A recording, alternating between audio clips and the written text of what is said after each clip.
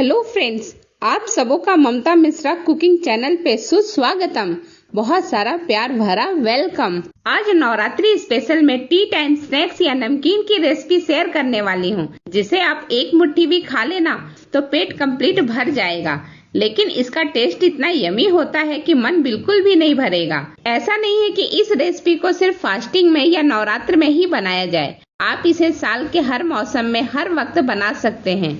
बहुत सिंपल और बहुत ही बढ़िया रेसिपी है। तो चलिए फटाफट बनाते हैं क्रिस्पी, क्रंची और सुपर टेस्टी फलहारी नमकीन को।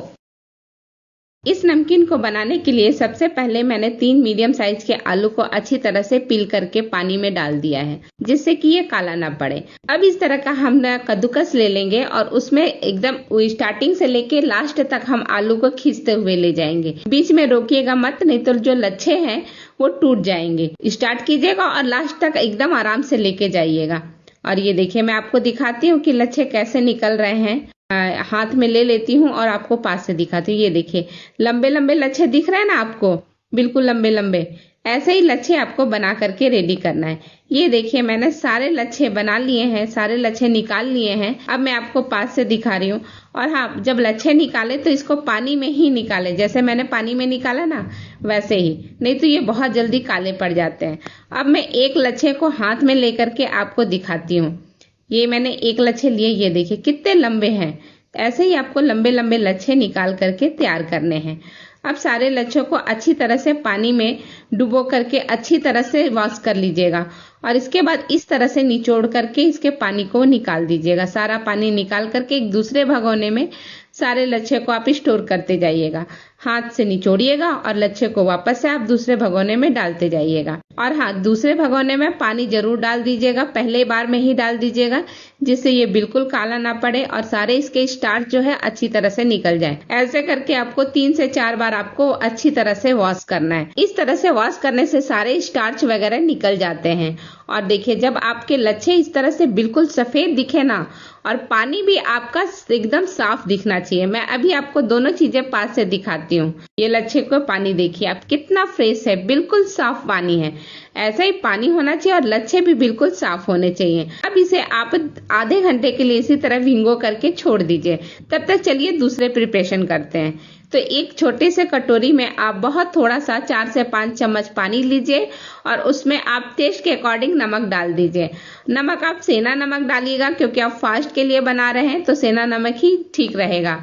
और दोनों को अच्छी तरह से घोल लीजिए। अब ये पानी बन करके रेडी हो गया, इसे एक साइड में रख दीजिए। मैं बताऊंगी कब यूज करना है। अब ये मैं थोड़े ड्राई फ्रूट ली हूँ, तो इसमें सबसे पहले मैंने लिया हुआ है मूंगफली 3 चम्मच, किशमिश 1 चम्मच, काजू 1 चम्मच, बादाम 1 चम्मच और ये थोड़े से कड़ी के पत्ते।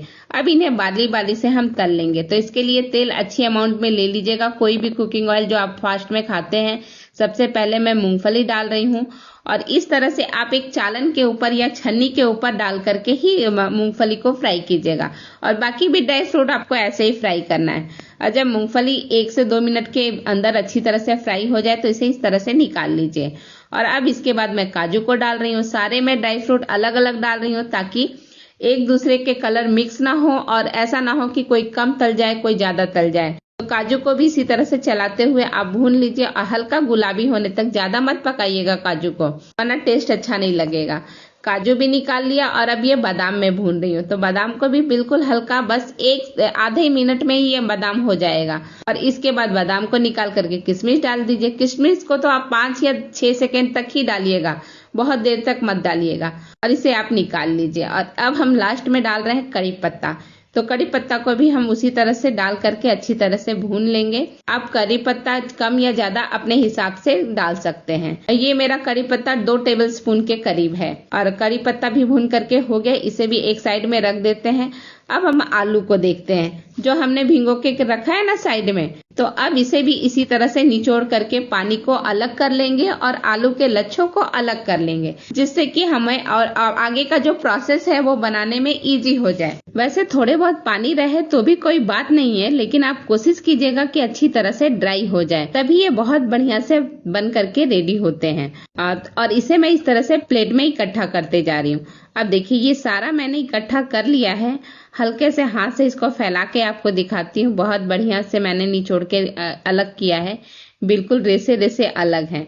अब इस तरह से एक टॉवल लीजिए, साफ टॉवल लीजिए और कॉटन का टॉवल लीजिएगा और उस पे इस तरह से पूरे लच्छे जो है फैला दीजिए और फैला करके हल्का हल्का इसको टैप करते हुए आपको सुखाना है। टॉवल में इसे रगड़ करके मत सुखाइएगा, बस हल्का हल्का हाथ से प्रेशर दे करके अच्छी तरह से बस सुखा लीजिएगा। पानी बिल्कुल ड्राई हो जाए तो ज्यादा बेटर है। थोड़ा बहुत पानी रहता भी है तो कोई बात नहीं रहता है। हम बस ये इसलिए ड्राई करते हैं कि जब ये तेल में जाता है ना, तो अगर पानी रहता है तो छींटे, तेल के छींटे बाहर आ जाते हैं, शरीर पे पड़ जाते हैं। तो बस वो छींटे को बचाने के लिए हम इन्हें ड्राई कर रहे हैं और ये बस सेफ्टी के रीजन से, और कोई रीजन नहीं है। अब ये मैंने अच्छी तरह से ड्राई करके प्लेट में निकाल लिया है। अब चलिए तलने के लिए चलते हैं। तलने के लिए कुकिंग ऑयल मैंने अच्छा गर्म कर लिया है। अब आधे लच्छे को मैं एक बार में डालूंगी और आधे को सेकेंड बैच में, और इस वक्त फ्लेम को हाई रखिएगा। जैसे ही हम लच्छे डालते हैं तेल में, तेल का टेम्परेचर थोड़ा लो हो जाता है, तो इसी वक्त ये नमकीन पानी जो मैंने साइड में रखा था डाल देंगे। इस तरह से इस वक्त आप पानी डालेंगे ना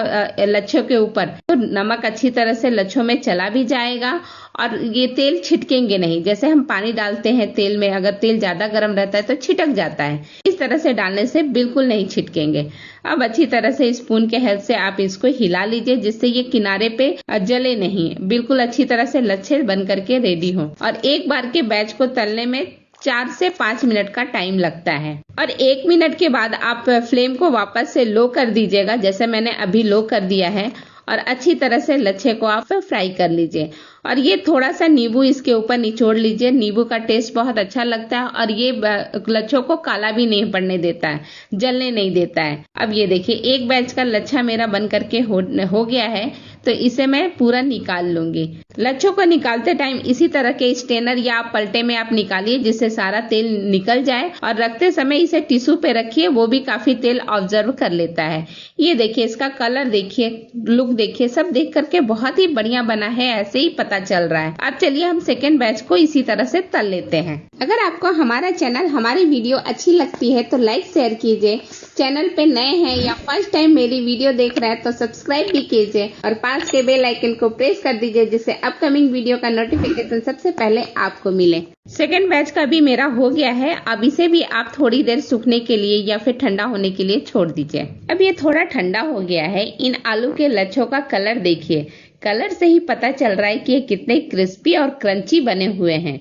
ये देखिए ना, तो आलू के लच्छे जले हैं और न ही कच्चे हैं, बहुत ही सुंदर गोल्डन कलर दिख रहा है। इसी से पता चल रहा है कि ये कितने बढ़िया बन करके रेडी हुए हैं। चलिए अब इसमें मसाले और ड्राई फ्रूट को मिला लेते हैं। तो सबसे पहले बाउल में हम आलू के जो लच्छे बना करके रखे हैं ना, उनको हम डाल लेते हैं और उसके बाद एक एक करके सारे ड्राई फ्रूट इस मिक्सर या नमकीन में डाल देते हैं। जो ड्राई फ्रूट मैं डाल रही हूँ जरूरी नहीं कि आप भी वही सब डालें, आप अपने टेस्ट के अकॉर्डिंग ड्राई फ्रूट चेंज कर सकते हैं। ड्राई फ्रूट की क्वांटिटी भी आप अपने हिसाब से कम या ज्यादा रख सकते हैं। इस मिक्सचर में ड्राई फ्रूट के डालने से ये और भी ज्यादा टेस्टी और हेल्दी दोनों हो जाता है। अब इसमें मैंने सारे ड्राई फ्रूट्स डाल दिए हैं। अब हम तले हुए करी लीव्स और 1 स्पून काली मिर्च को इसमें ऐड कर देते हैं। इसके अलावा कोई भी अतिरिक्त मसाले डालने की बिल्कुल भी जरूरत नहीं है। नमक और नींबू का रस दोनों मैंने पहले ही डाल दिया है तलते टाइम ही। अब सबको अच्छी तरह से हल्के हाथों से मिक्स कर लेते हैं जिससे सारी चीजें अच्छी तरह से मिक्स हो जाएं। ये लीजिए नमकीन मिक्सचर बन करके बिल्कुल रेडी है। तो इस नवरात्रि इस आइटम को आप अपने इवनिंग स्नैक्स में अवश्य ही शामिल कीजिए, सबको बहुत पसंद आएगा। चलिए अब इस मिक्सचर को हम प्लेट में निकाल करके दिखाते हैं। नवरात्रि की ढेर सारी रेसिपी मैंने पिछले साल भी दे रखी है, अगर आपने नहीं देखी है तो आई बटन पे मैं लिंक दे दूंगी, डिस्क्रिप्शन में भी इसका लिंक है। आप दोनों जगह में से कहीं से भी इस लिंक पे क्लिक करके इसे देख सकते हैं। इस रेसिपी को आप काफी दिनों तक एंजॉय कर सकते हैं। इसके लिए आप कांच के बोतल या फिर स्टील के डब्बे में ही इसे रखें। इस तरह से ये बहुत दिनों तक फ्रेश और क्रंची बने रहेंगे। इसी के साथ ये वीडियो मैं यहीं समाप्त करती हूँ। फिर मिलती हूँ आपसे एक नई वीडियो, एक नई रेसिपी के साथ। तब तक के लिए बहुत बहुत धन्यवाद। Thank you.